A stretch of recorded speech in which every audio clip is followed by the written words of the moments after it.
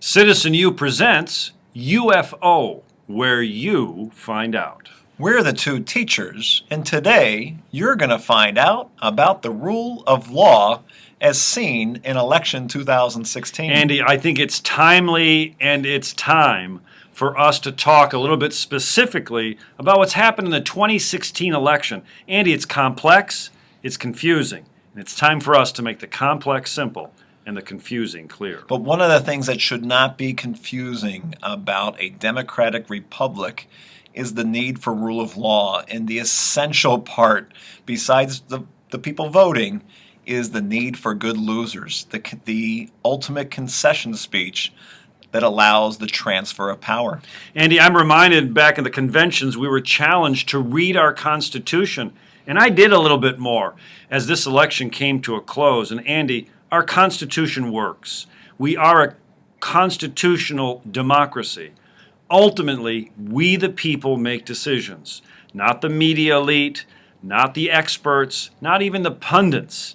Andy, you and I, the voter, and ultimately it comes down to who comes out to vote, and in the end, when we count those votes, who's our next president. That's how the law works, and as much as we can criticize either candidate, in some cases for good reason and for good cause, we the people decide. It's the rule of law. Well, if you think this was a surprising outcome, imagine it's 1800 and you have a real vitriolic election between John Adams and Thomas Jefferson, and there's no model for how to deal with a close, contentious, shady election. And then you're John Adams and you actually concede. And for the first time in American democratic history, you give political power from the incumbent President Adams to your political arch-rival Jefferson, and that's essentially what Hillary Clinton has done in a very gracious way.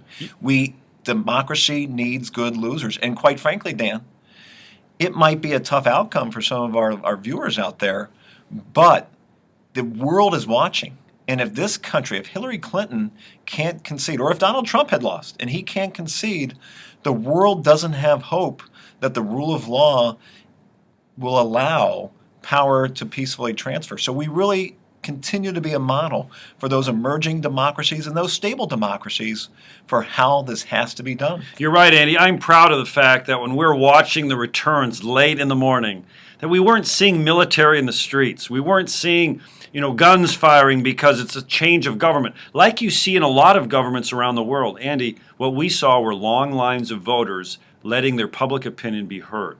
That's one of the lessons from this election. The rule of law. Hey, we're the two teachers. No fancy words. No fancy suits. Plain talk about issues you need to know. Just in time.